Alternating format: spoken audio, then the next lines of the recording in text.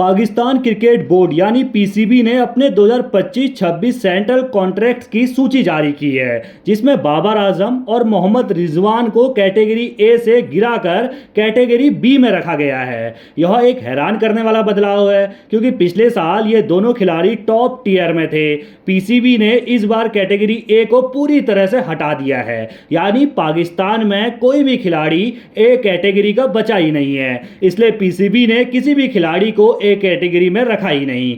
कुल 30 खिलाड़ियों को बांटा गया है, 10-10 कैटेगरी यानी कि बी, सी और डी में रखे गए हैं। 10 खिलाड़ी बी में, 10 सी में और 10 डी में रखे गए हैं। यानी फिर से बता दूं, ए कैटेगरी में कोई खिलाड़ी नहीं है। बी, सी और डी सभी में 10-10 खिलाड़ी रखे गए हैं। सेंट्रल कॉन्ट्रैक्ट्स की अवधि 1 जुलाई 2025 से 30 जून 2026 तक होगी। सबसे बड़ी चौंकाने वाली बात यह है कि पीसीबी ने पूर्व कप्तान बाबर आजम और ओडीआई कप्तान मोहम्मद रिजवान को उनके लगातार खराब प्रदर्शन की वजह से डाउनग्रेड कर दिया।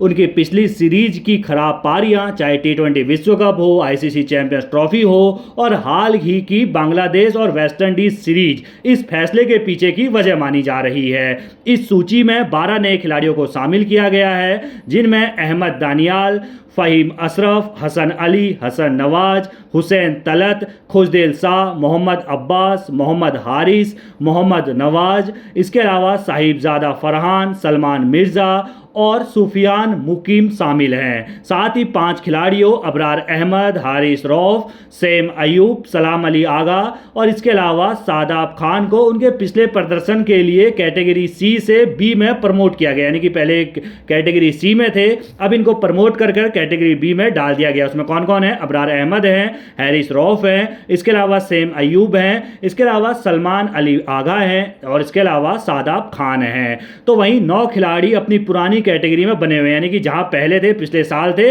वहीं वो उसी कैटेगरी में हैं, जिनमें खुर्रम शहजाद, मोहम्मद अब्बास अफरीदी और मोहम्मद वसीम जूनियर, तीनों जो हैं ये खिलाड़ी कैटेगरी डी में हैं। पिछले साल भी डी में ही थे। इसके अलावा नोमान अली, साजिद खान, अब्दुल्ला सफीक और सऊद शकील कैटेगरी सी में ही बरकरार हैं, यानी कि पिछले साल भी सी में थे, इस बार भी जो है सी कैटेगरी में ही रखे गए हैं। तो वहीं साइंसा अफरीदी कैटेगरी बी में बरकरार हैं। वहीं 8 खिलाड़ी जिन्हें पिछले साल कैटेगरी डी में रखा गया था, इस बार कॉन्ट्रैक्ट लिस्ट से बाहर कर दिया गया है। वो 8 खिलाड़ी हैं और पिछले साल वो कैटेगरी डी में थे और इस बार जो है वो इस लिस्ट से ही बाहर हैं, जिनमें आमिर जमाल, इसके अलावा हसीबुल्ला, कामरान गुलाम, मीर हमजा, मोहम्मद अली हैं, इसके अलावा मोहम्मद हुरेरा हैं, इसके अलावा मोहम्मद इरफान खान हैं और उस्मान खान हैं, जिनको इस बार इस लिस्ट में शामिल नहीं किया गया, यानी उनके साथ कॉन्ट्रैक्ट अब खत्म हो चुका है। यह बदलाव संकेत देता है कि पीसीबी अब परफॉर्मेंस को महत्व दे रही है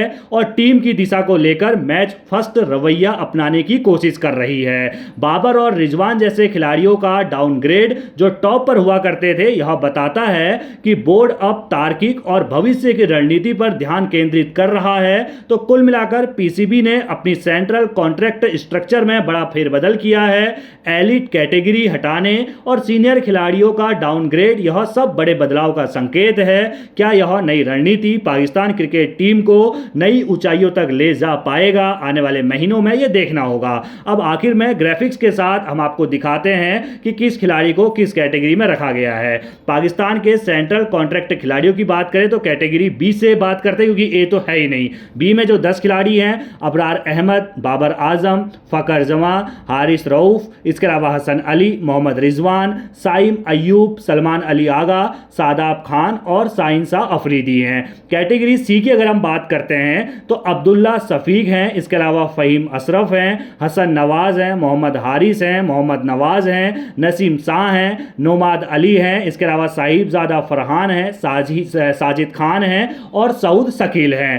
कैटेगरी डी की बात करें, यहाँ भी 10 खिलाड़ी रखे गए हैं। अहमद दानियाल हैं, हुसैन तलत हैं, खुर्रम शहजाद हैं, खुशदिल शाह हैं, मोहम्मद अब्बास हैं, मोहम्मद अब्बास अफरीदी हैं, इसके अलावा मोहम्मद वसीम जूनियर हैं, सलमान मिर्ज़ा हैं, शान मसूद हैं और सुफियान मुकीम हैं। तो ये 3 कैटेगरी में, सभी कैटेगरी में 10-10 खिलाड़ी हैं और ये अब अगले साल तक के लिए, यानी कि 30 जून 2026 तक के लिए कैटेगरी यानी कि सेंट्रल कॉन्ट्रैक्ट की सूची जो है पाकिस्तान पीसीबी की तरफ से जारी कर दी गई है। इस सूची पर आपकी क्या राय है? कमेंट करके जरूर रखिएगा। धन्यवाद।